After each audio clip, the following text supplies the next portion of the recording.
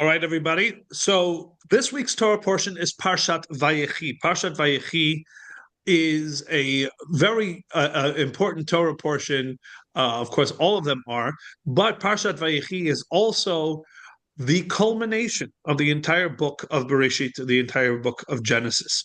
And in a certain way, the book of Bereshit is different than all the rest of the books of the Torah in that the focus is very much zeroed in on individuals and their life story, the challenges that they face, the journeys that they go on, their mistakes, their triumphs, their interactions, etc. Primarily the Abramowitz family, but we do start with Adam Arishon, and his wife Chava and their kids. Then we move to Noach and his wife Nam and their kids.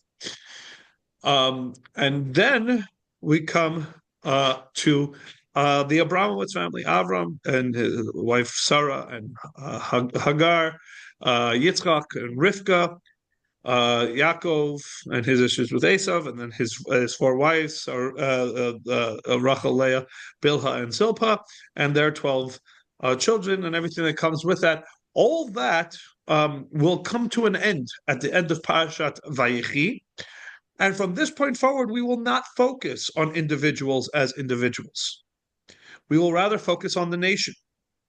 Klal Yisrael, Am Yisrael, or Bnei Yisrael, as the Torah primarily refers to them, as they go and they work their way through the period of slavery, and then the Exodus, and then journeying through the desert and everything up until the threshold of the land of Israel, which is where the Torah concludes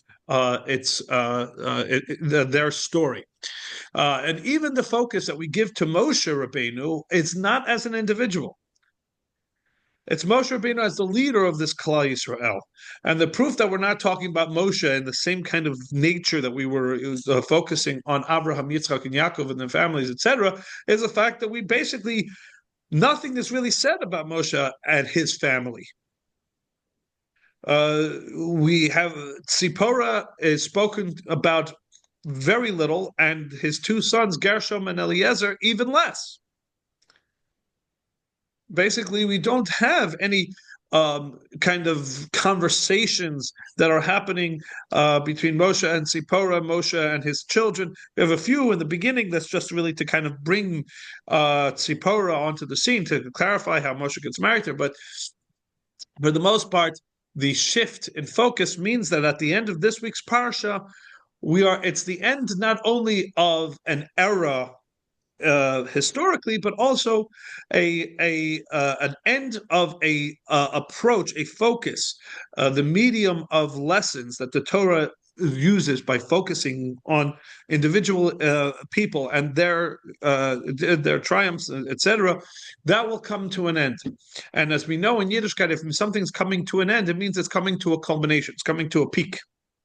It's arrived in a sense at its fullest potential, and that is in general why we focus, why the Torah creates this device of instruction, or this medium of instruction, of focusing so specifically on individuals, because the truth is that each and every one of us strive to, in our service of God and our towards the goal of our mission, to maximize and realize our fullest potential.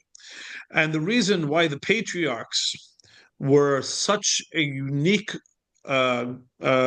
group is because the patriarchs and the matriarchs did fully manifest and arrived at the fullest completion of their potential and what was expected of them. When they passed away, each one of them had achieved the maximal potential that they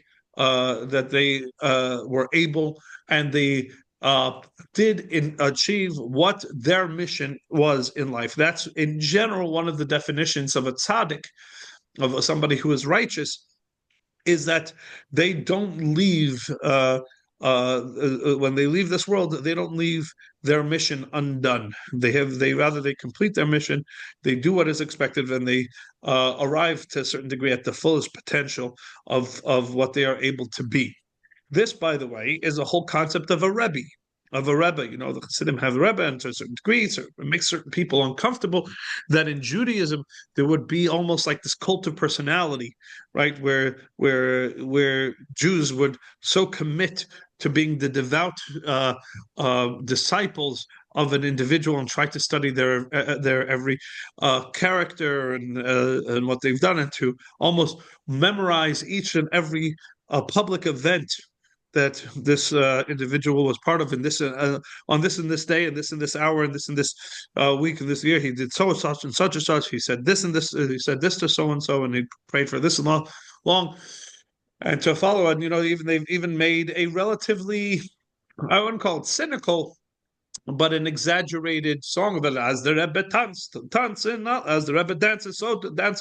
As the Rebbe laughed, as the Rebbe laughed, so laughed all the Hasidim. As the Rebbe eats, as the Rebbe sleeps, so sleep all the Hasidim. It was meant to be poking fun a little bit at this kind of this cult of personality that these otherwise very wise and brilliant people would have in almost like blind devotion to another human being. Shouldn't that be directed towards God?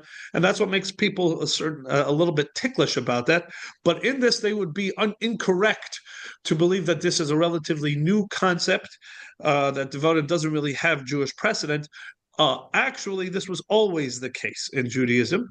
You go back in the days of the Talmud, when one would be the disciple of a Rebbe, it meant of their particular teacher. It wasn't simply like they were students in the classroom. It means this same level of absolute devotion.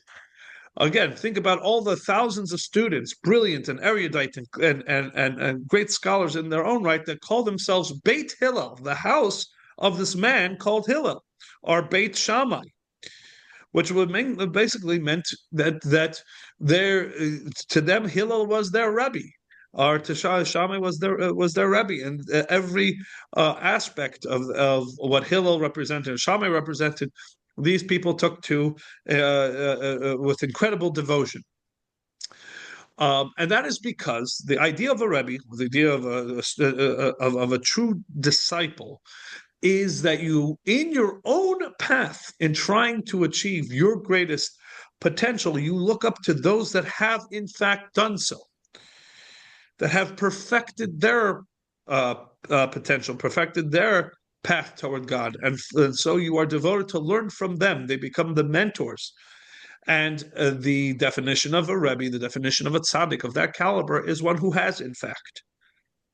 And so to look up to Rebbe, or to look up to Hillel, to look up to Shammai, is to say that in my pathway, of course, I am going. Each one of us walks our own unique path, but the general disposition of my pathway lines up with the teachings and the approach and the path of this great Rebbe, and I will make every effort to learn from them on how to achieve this kind of perfection. And you say, fine, so you found me a precedent in sages of the Talmud, but how do we know that they were correct? How do we know that this is proper, and in a sense would receive the stamp of approval from the Torah? Well, what do you think the entire book of Genesis is? In telling us the stories, Ela Toldot Adam, these are the happenings of mankind. Ela Toldot Yitzchak, Ela Toldot Avraham. These are the happenings of these individuals. The Torah is not telling this to us simply as a history book or storytelling. The Torah is telling this to us because the Torah is saying, learn from the nuance and the details, the conversations and the directions, the triumphs and the failures of these particular individuals, because they shall act as a guiding light in your own path. And so this is a very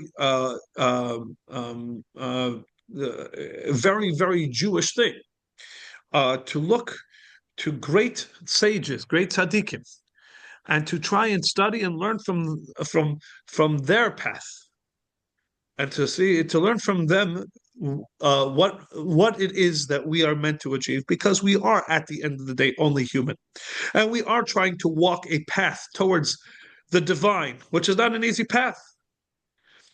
And a fundamental principle in Judaism is vishinamta. You should teach. You should teach your children. You should teach your students.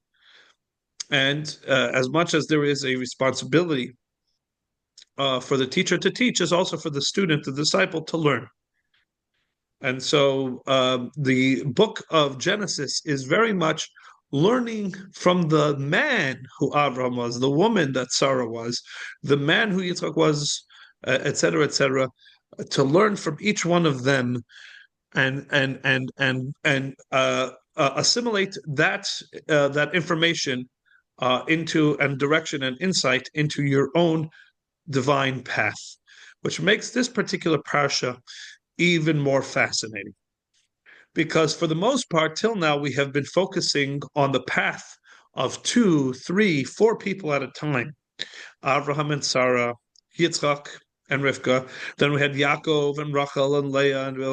But now in this parsha, the Torah is going to give us the profiles of more, not 12, actually 14 individuals from which we are meant to learn. And this sets up because Yaakov is here at the end of his life.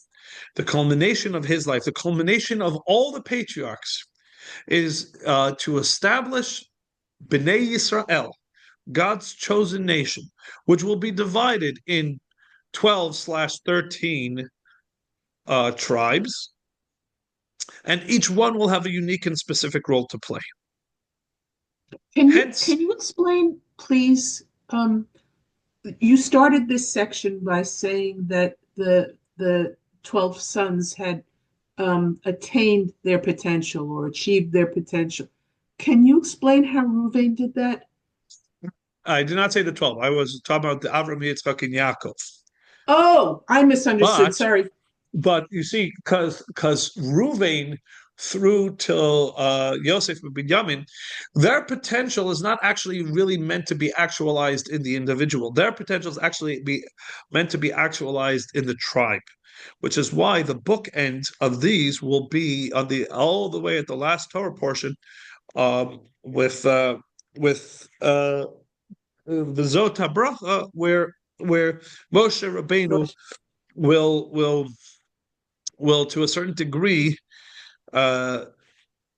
bring it back, bring closure, full circle to this. But let's actually see something very, very interesting. Yaakov is on his deathbed, right? Which is, by the way, the first time in history. Anybody, here's something interesting that you quirk of society that will now add some insight to. When somebody coughs, right? What is our reaction? Well, pre-COVID, the reaction was, probably minimal. Post-COVID, you run and try to get as far away as possible from the person who's coughing, right? Yes. But so you have a cough. If somebody burps, you look at them with aghast at the uncouthness of that. But when somebody sneezes, just one among the repertoire of bodily sounds that comes from an individual, that engenders across all cultures a particular response, right? A blessing for their well-being, right? When somebody coughs, you don't say Gesundheit, right? Or zu Right. gesund, or labriut, right? Right. But when somebody sneezes, in pretty much all languages across all cultures, there's a God bless you, a Gesundheit, zu gesund, a labriut. Why? If anything, when somebody sneezes, that's more or less one of the more benign, if not more satisfying kind of feelings, right? Oh, I got a good sneeze out, right? A cough is something that usually is a bigger indication of a health issue, right? So why does sneezing specifically draw out that kind of thing? So here's actually interesting. The Midrash tells us, based on this parsha, that it used to be that people lived their lives, remained robust in their health, etc., until the very last moment. And when it came their turn, when it was their turn for God to call back their soul, they would sneeze, the soul would leave, and voila! 1 second they're alive, and the next second they are no longer. Mm-hmm. Their soul would depart with the sneeze. And so when one sneezes, you say, "Whoa, should be in good health," right? This shouldn't be it, right? This shouldn't be the last moment. That, to a certain degree, changed with Yaakov, because the parsha says, "Vayikrevu Yimei Yisrael lamut," and the days of Yisrael were coming close to his death. It doesn't say that about any of the other patriarchs. In fact, when it talks about the other patriarchs as they were coming kind of getting on in their years, it says, for example, about Avram, that Avram became was older, Baba Yamim. He was advancing in his days, right? He was coming in his days, which actually, other than the fact that we today have a connotation that old age is synonymous with frailty and illness, etc., etc., there is no. It doesn't make any reference to to death. It just says that he was moving on in his age. There's no indication that that had actually had any effect on his physical stamina, what have you. But Yaakov Avinu specifically, it says that as his days were coming closer, he was coming closer to his death. It was more apparent on him that, in a sense, he was becoming ill. His body's started, kind of the typical thing that is now the hallmark of aging, is that things start to not function in the way they did while younger, and the body starts to amass a certain amount of frailties and malfunctions until eventually they reach a critical mass. But the first time we have that reference is Yaakov Avinu. Now, it's interesting, it doesn't say that this was happening to Yaakov, it says this was happening to Yisrael, which clues the Talmud into the fact that this was not happening to Yaakov as just an individual, but this was happening to Yisrael, the mission-oriented persona of Yaakov Avinu. Yaakov requested this. Yaakov wanted to know. He prayed for an indication that his life was coming to an end soon, so that he would then be able to put his affairs in order. Because him more than any of the other patriarchs understood that his role to play was to truly establish the nation, to create the Bnei Yisrael. And so it was not good enough that he had personally achieved his own maximal potential, but that he had bequeathed his children everything, the wherewithal, so that they can as well. And so Yaakov Avinu wanted to know when his life was coming to an end, so he could make sure that he put all those affairs in order, so for the success of the coming generations. And so that's why it says, as soon as he became aware, he started to call together the family to give them blessings. Now, blessings that Yaakov Avinu gives are not like blessings that we do. We give blessings, and they are at one extreme, at their worst, just platitudinal and empty, right? Do you know that every goodbye is ostensibly a blessing? God be with you. That's actually what goodbye is actually an acronym, amalgam of, like adieu or adios. Goodbye is actually once was Godbye. It's actually good that they switched that, because I will tell you, if somebody writes on a paper adios, it's halachic question whether you can throw that paper in the garbage, because that's God's name spelled out. Yeah. So can you imagine in Spanish or whatever it is, or in French, when you write adieu or adios, both means with God. Adios, adieu. That's God's name. And again, goodbye was once upon a God be with you, God be with ye, or God with ye, whatever it is. But that's what goodbye was once upon a time. But it's good, for better or for worse, that it's been changed, because it has now turned it into a secular thing. But it is a blessing, right? It is a blessing. Or even as we talk about the sneeze, right? God bless you, right? Or what have you. But oftentimes, most of us, when we give a blessing today, we're not even really thinking about it. And even if we do think about it, at its best, our blessings are meant to be aspirational, like a prayer. We hope that it shall be so for you, right? Yeah. When Yaakov Avinu is giving a blessing, it's a whole different thing. He's not just giving them nice words and a nice prayer, with which he hopes that they will then be able to, carry on in life with this kind of blessing. Rather, Yaakov Avinu, his blessing is what a blessing would be if it's mixed with prophecy. It has the power of prayer and the validity of a prophecy, saying that what I am saying here has every chance of being true, and the only thing that would hold it up is whether you choose to be manifested or not. This is not aspiration. This is actual. I am handing you a tool, and it's going to be whether you will use it or not. So when Yaakov is gathering his family around to give them a blessing, he's not just leaving them with nice words. He's not even just giving them general instruction. He is imbuing within them the spiritual power to achieve their fullest potential. Now, this actually gives us a lot of clarity into an interesting anecdote that takes place right before, an interesting paragraph that happens right before Yaakov Avinu gives the individual blessings. That chapter opens up with an interesting statement.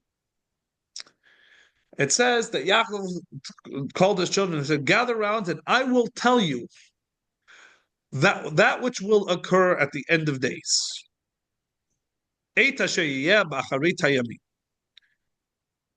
then he launches straight into the blessings. And you're like, wait, what? I was kind of getting excited. Now, again, the blessings are all very nice and pleasant and colorful and meaningful, etc. But I was kind of looking forward to knowing that Mashiach was coming on the 9th of Tevet in the year 5785. Right? That's today's date, by the way. Right? I was kind of looking forward to, because it said that he was about to say when Mashiach was coming. It says that which will take place at the end of days, when this journey will end. As the Talmud says, Bikesh Yaakov legalos esakates. Yaakov wanted to reveal the end of days. But then, for whatever reason, God had other plans, and the Ruach HaKodesh left him. Originally, he thought that the reason the Ruach HaKodesh left him is because his children weren't worthy. 12 children gather around, and all of a sudden the divine spirit leaves him. So maybe one of his children is an anathema to the divine spirit. So that when he gathered them, that's why they left. It left. So he said, Shema yesh bachem psul. Is it possible that there is one of you who is unworthy in this moment, from the word pasul, right? Unfit. To which they answered with the most famous line in Judaism. This is where it was invented. What did they answer? Shema Yisrael. Listen, O our father Israel. Hashem Elokeinu. The God that you serve is our God. Hashem Echad, him and no other. That's when the line was created. The Shema Yisrael was created when Yaakov was concerned that maybe one of his children does not believe what he believes, and therefore is unworthy to be in God's presence. And so they all answered, Yaakov, you have nothing to worry about. For Yisrael, listen, O Yisrael, Hashem Elokeinu, Hashem Echad. To which he responded, Baruch Hashem, or the long version of it, which is Baruch Shem Kivod Machuto Le'olam Va'ed. That's how those two lines were created. That was the interaction, that moment. But then Yaakov launches into the blessings for each one of the sons. So it's a very puzzling exchange here. Why, if Yaakov wanted to reveal to them when will be the end of days, did God revoke this from him? So there's many different answers given. One answer is because it would be quite depressing to hear that Mashiach was not going to come for another 3,000 some odd years, right? We're still here in Galus. Can you imagine Yaakov Avinu told them then, hey guys, guess what? Mashiach's on his way, but he's slightly delayed, right? the other answer is that actually almost the opposite. Not as a concern of despair and despondency, but a concern actually about complacence. Oh, if that's the date of Mashiach's inevitable coming, then we don't have to do anything. Just sit around and wait out the clock, which obviously ends up sabotaging the whole effort in the first place. So, for those reasons, God had to revoke. Now, the Rebbe looks at this and says, these are all such compelling reasons for why God would revoke the ability for him to tell it to his children. They're so logical. The reasons are so logical that actually the question is reversed on itself. Not why would God revoke it from him, but why would Yaakov think that this is a good thing to do in the first place? Why would Yaakov wouldn't understand these same things? These are intuitive reasons, issues. So why would Yaakov himself even endeavor to give this information? And importantly, the Torah felt the need to not only that not only Yaakov felt the need to do this, but the Torah felt the need to report that Yaakov tried to do this. Obviously we don't have every minute of every day of every single one of the patriarchs and the matriarchs. Whatever is reported in the Torah is because there's an important message and a lesson. If this was rejected out of hand by God, then why is the Torah even reporting Yaakov's effort? Maybe it's saying something it was about a non-starter, it was a non-issue, it was a non-event, so don't tell about it. But maybe it's saying something about the limits or parameters of legacy. But tied to this specific thing, if it was that that Yaakov put something in place, God let it happen, and it reached, in a sense, its limit. That's one thing, but at least as it appears that Yaakov wanted to engage in something that didn't make sense, and even we understand, right, that again, seems to be very logical that it doesn't serve any purpose in just revealing this end date. And why would the Torah report that he wanted to? And obviously also, why would he have wanted to? So the Rebbe takes a different approach to this. It never says, when the Talmud says that Yaakov wanted to reveal the end, it doesn't say he wanted to reveal when the end is. But rather he wanted to reveal the end. And actually, what he was endeavoring to do, he did do. He was not trying to give them some random piece of not random, but some piece of information about when the end will be. Rather, Yaakov was gathering his children around and was giving them the information on how to bring about the end. In Yiddishkeit, we have a very firm understanding that the only way we arrive at the end of this journey is if we arrive at the end of the journey. We make it happen. There was a story about one of the great sages that he, through davening his soul, in the midst of his davening his soul, was able to ascend to very high, lofty levels. And while there, he actually bumped into Mashiach in heaven. And he turned to Mashiach and he says, when are you coming? Right? If you had one question to ask Mashiach, that would obviously be the question. Right? When are you coming? To which Mashiach responded, Hayom. Hayom, which is in Hebrew means today. The best answer possible. Right? So he comes after his davening, comes back down, his soul comes back into his body, and he excitedly shares with all his disciples and everybody that Mashiach is coming today. And the sun set on that day, and no Mashiach. So the next day he ascends again, and now he is indignant, and he feels righteously so. Right? And there is Mashiach, and he says, I thought you said you were coming today, yesterday. So Mashiach says, you didn't let me finish the pasuk. I'm paraphrasing from Mashiach, but it says, the verse is one that we say in the first paragraph, the first song that we say on Friday night. There's a quote in there that says, Hayom im bikolo tishma'u. Today, if you will hearken to his voice of God. And Mashiach was basically saying, I'm ready to come any day. The ball's in your court. The ball's in your court. You get it done, and I'm here. So Yaakov Avinu didn't gather his children around to tell them about some arbitrary date sometime in the future. He was gathering around and laying out the game plan. How do we get to this culmination? How do we get to the end of the journey? And the role each of you individually play to getting there.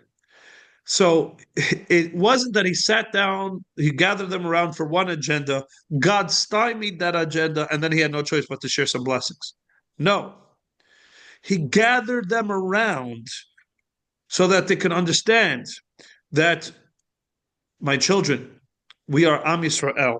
And as Am Yisrael, we have a role and a mission. And the mission is to bring this world to its destination, to bring this grand plan of God from the moment of creation all the way to where it is meant to go. God did not create this world by accident. God did not create this world because he was bored. God did not create this world, spin it into the ether, and then just went on to other projects. God built this world for a reason. He has a goal in mind. He has a destination for it. And then he chose us. He chose your great-grandfather Abraham, and then your grandfather Yitzchak, and then me, and now you. And you will play this role to and bear the responsibility of moving the world towards its destination. Now, each of you has to understand that you have a unique role and contribution to make. And so therefore, I am going to talk to you like a coach in the locker room before the game. And I'm going to talk to you each about your unique role that you're going to play in this effort. Ruvain, come here. Ruvain, you have tremendous potential. Right now, you're not actualizing it because you're too wishy-washy. Pachas kamayim. So here's what you need to do. Here's how you need to grow so that you can step into the full potential of your own. Shimon and Levi, tremendous passion. But right now, your passion is misdirected and is unregulated and therefore more destructive than a power for good. And so here's what you need to hear. Yehuda, come here. And it says that when he calls over Yehuda, Yehuda was actually backing away. Because he calls over Reuven, gives it to him over the head, calls over Shimon and Levi, gives it to them over the head. Yehuda's like, oh boy. And started backing away. But to Yehuda, he turns to Yehuda and says, congratulations. You have failed. But you have then gone through your period of introspection, rehabilitation, and now triumph. Everybody learn from Yehuda. You will be a leader among your brothers. etc. Each one of them, he brings them close and says, you will be this and you will be that, and you will do this and you will achieve that, and this is what your potential is. You will be the extrovert and you will be the introvert. You will be the scholar and you will be the one who brings God's presence through business, and you will be the swift one, and you will be the solid one. You will be the force for God, for divine justice, and you will be the force for the divine wisdom, and you will be the source of divine bounty, and you will be the source of God's mercy. Each one will play a specific role, and most importantly, bear a responsibility. Because this doesn't end until we get to Kates Hayamim, until we get to the Acharit Hayamim. And that's so actually, it wasn't so much that Yaakov Avinu was sitting down with one particular agenda, got stymied, and had to say something else. But these blessings are what he sat them down to give them. These blessings, he said, this is what will carry us to Acharit Hayamim, to the end of days. And more importantly, will bring about that those end of days. And in Judaism, that is a very different concept than the borrowed Christian idea. The end of the days just means an end of the journey and an arrival at the destination, a sense of culmination of the efforts that we're all working towards. We started this journey, and here's how we're going to get it done. And that is Vayechi. That's Vayechi Yaakov. That's why the name of the parsha is "and he lived." Because interestingly enough, the name of the parsha, the first word of the parsha, is that Yaakov lived. Do you know what's not said in this parsha? And he died. Even though that Yaakov does pass in this parsha. But interesting, the terminology that is used both for Avraham and for Yitzchak is not used for Yaakov. By Avraham it says Vayigva Vayamat, that he passed on and he died. And by Yitzchak it says Vayigva Vayamat, and he passed on and he died. And by Yaakov it says Vayigva Yaakov, but it doesn't say Vayamat. And this is a conversation that is recorded in Tractate Tainif between two great sages. And one of them said, they were sitting down to a meal together. And one of them says, share some Torah thoughts. And the other one says, here's a Torah thought. We don't talk during a meal. He says, because if you're eating, it says, Shema yakdim kana leveshet. He says, maybe as you're eating, but talking, your trachea will open up instead of your esophagus. In other words, you will open your windpipe instead of your food pipe, and food's going to go down your windpipe and you will choke. See, they knew about anatomy. I said, don't talk while you eat because you can choke. The other one said, fair enough. And they waited till they finished eating. And then he says, okay, now share a Torah thought. He said, okay. And I always, you'll forgive me, because whenever I study this passage in the Talmud, I'm always imagining that they're doing this at the time. Finishing the meal. Says, so now, sure. It says, Yaakov Avinu lo met. Yaakov Avinu did not die. At which point the other one immediately choked on the water he was drinking. No, that's my own. It says, the other one says, what? He didn't die. And as the Talmud says, Hantu Chantaya, Saftu Saftanaya, Kavru Kavaraya, did they not embalm him? Did they not bury him? Did they not say a eulogy over him? What do you mean he didn't die? To which the other one answered, Ma zaro b'chaim, afhu b'chaim. That as his children live, so does he. Of all the patriarchs, we refer to Yaakov as our patriarch. We don't call ourselves Bnei Avraham. We don't call ourselves Bnei Yitzchak. We call ourselves Bnei Yisrael, right? Yaakov. And it is because it's not simply just that we are we carry his name, his coat of arms, as it were, right? But more importantly, the mission, the direction, the guidance, the fact that when he referred to Yehuda as with the icon of the lion and everything that the lion represents, strength and royalty, etc., that became the flag of Yehuda till this very day. And the point of a flag, again, is not simply to bear a coat of arms, but to live by that ideal, to live by that icon. To understand that it is the job of Yehuda to be like the lion. It is the job of Naphtali to be like the Ayala Shalucha, to be that swift deer, to serve God with alacrity and zrizut, as we say. That is why, to this day, anybody knows the name Herschel? How many of you have heard the name Herschel, the Yiddish name Herschel? Hirsch. It's a deer. It's a deer. That is the Yiddish word, because it comes from the German word, right? For deer, Hertz, right? My uncle's Hertz. name.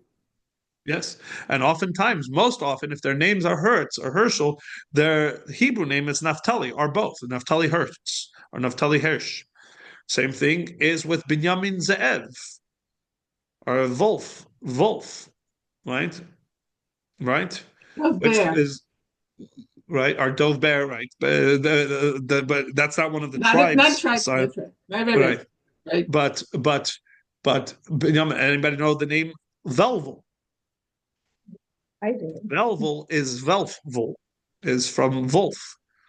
Most oftentimes, originally, the name was Binyamin, which is or Zev. Binyamin Zev Wolf, which becomes Velvel. Herschel Velvel. Label, right? Yehuda Leib, Aryeh Leib, is the lion of Judah. These all are because we take this very seriously. Yaakov didn't just give us blessings. It wasn't just platitudes or aspirations. Yaakov gave us our instructions. He told us what we are meant to achieve and gave us that sense of responsibility to, in fact, work to achieve it. We each have this role, and to a certain degree, as Paula mentioned or pointed out to, this becomes the subtext of the entire Torah, because this carries all the way through to the very last Torah portion of the whole Torah. The last Torah portion of this book is connected to the last Torah portion of the Torah, where as they begin here, they are beginning one part of the journey, right? The wandering Jew part of the journey. You're going to be now a sojourner in a land that is not yours for 210 years. Remember who you are. Remember that you are Reuven and Shimon and Levi and Yehuda, so that after 210 years, when you're leaving Egypt, you are leaving the Eila Shmot B'nai Israel. That when they will leave Egypt, they will leave with the names Reuven, Shimon, Levi, and Yehuda, because their father's voice, Yaakov, is echoing in their mind. And they turn and pass it down to the children. No matter the trials and the tribulations, no matter the difficulties and the journeys, etc., you will never forget who you are. And then they go on this journey, etc. And then they arrive at the doorstep and the threshold of Israel. And Moshe Rabbeinu turns in his last moments. And what does he say to them? Gather around and I will give you a blessing. And he talks about Reuven and not Shimon, but Levi and Yehuda and Yisachar and Zvulun and Dan, Naphtali and Gad and Asher and Yosef and Binyamin. Not only, in a sense, saying you have succeeded entirely, but rather it's more a status update. Well done. You've made it to this point using these things. I will now double down on the blessings or the instructions of your last coach, as it were, Yaakov. And now I'm going to give you blessings as in my last moments to coach you into your next era, the era of being these tribes while settled in the land of Israel, where you'll face a different set of challenges and difficulties and obstacles. And still the journey must move forward. And you will as Reuven and Shimon and Levi and as Yehuda, etc., etc. And to this very day, each and every one of us, in our own right, we read this part of this Torah portion, and we read the stories of all of them. And every single one, whether you are from the tribe of Yehuda, or you're from the tribe of Levi or Shimon or whatever it is, the Torah tells you the stories and the instructions and the identities of each one of them, because there's an element of each one of the tribes in each one of us. And so we need to have the alacrity of Naphtali and the sense of justice of the tribe of Dan, and the pursuit of scholarship, the tribe of Yisachar, and bringing God into the marketplace, which is the hallmark of Zevulun, and that sense of royalty and strength that is Yehuda, etc. And to be concerned and be aware of the potential unregulated feelings and passions that could be destructive by nature, as were the instructions to Shimon and Levi. And false meekness when we are supposed to rise up, which was part of Reuven's issues. Each one of the tribes has a specific message, and each one applies to us in our effort to maximize our potential and to fulfill our duty and responsibility of being Am Yisrael, to be Bnei Yisrael. That is Parshat Vayechi. Ready for a question? Yes. Okay.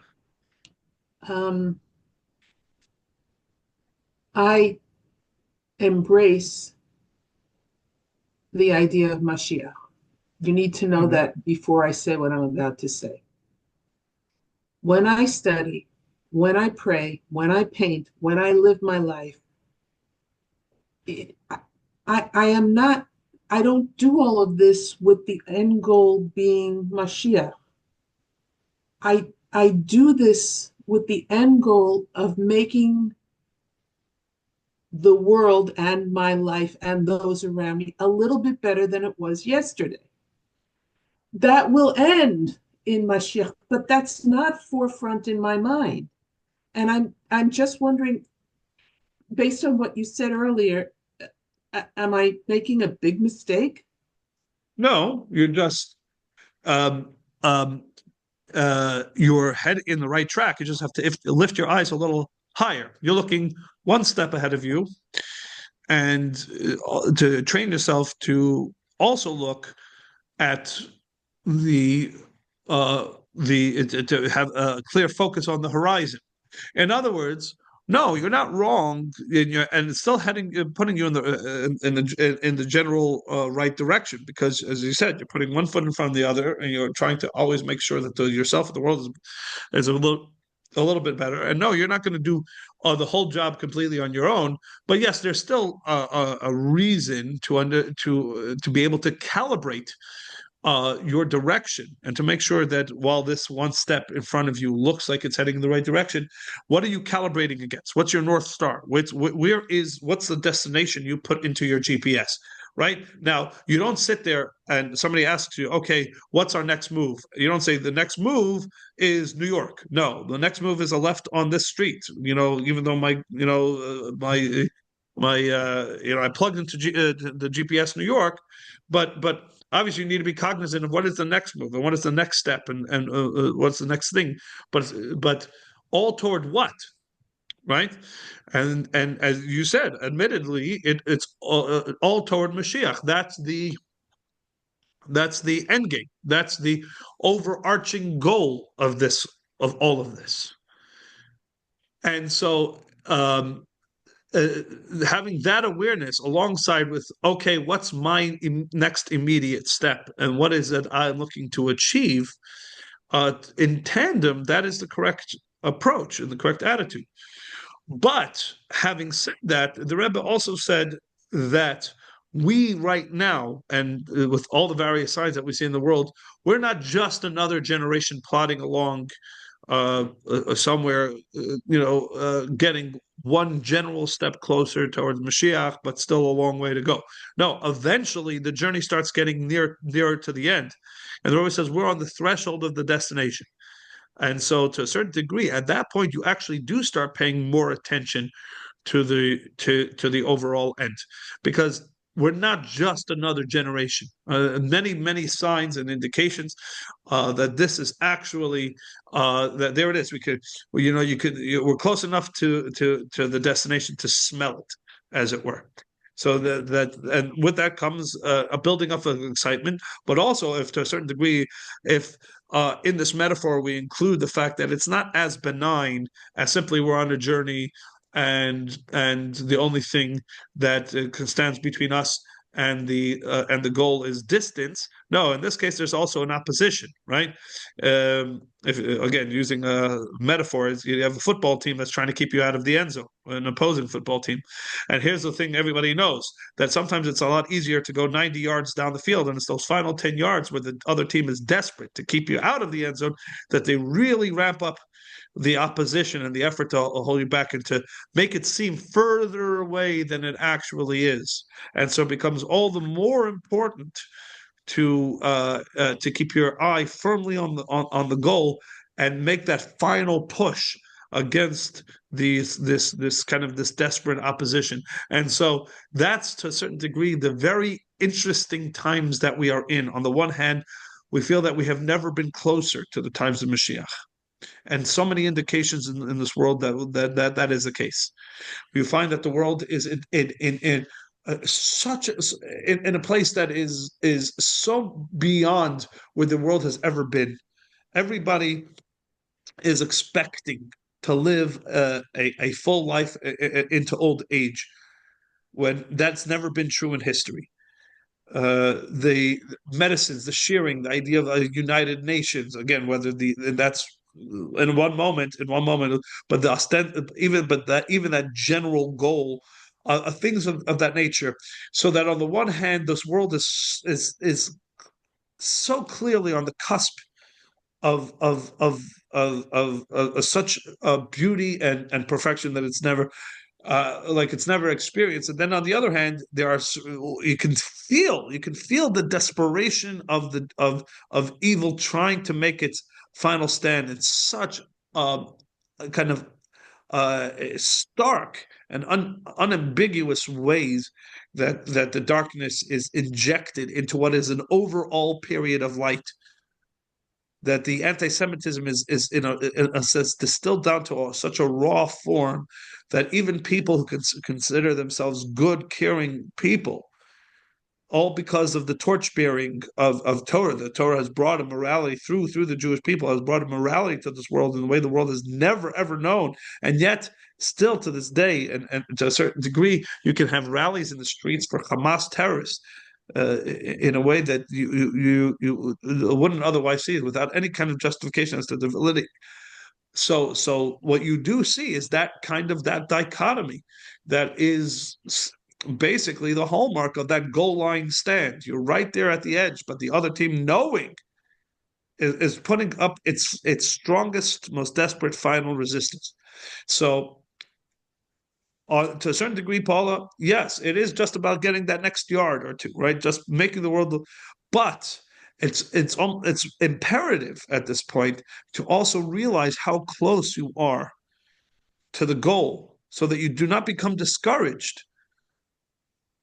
Because the greatest asset, in a sense, the psychological warfare between light and good of either side, is an awareness or a lack of awareness of how close we are. In fact, they have a vested interest in painting it as the idea of Mashiach is so far removed from reality that it's not even worth making an effort. Just kind of settle for a little bit better than yesterday. When, to a certain degree, to realize that we are that close means that we won't settle, and we'll give that extra push. That push that really will be all the difference, and that they're trying very hard to tear away from us that willpower.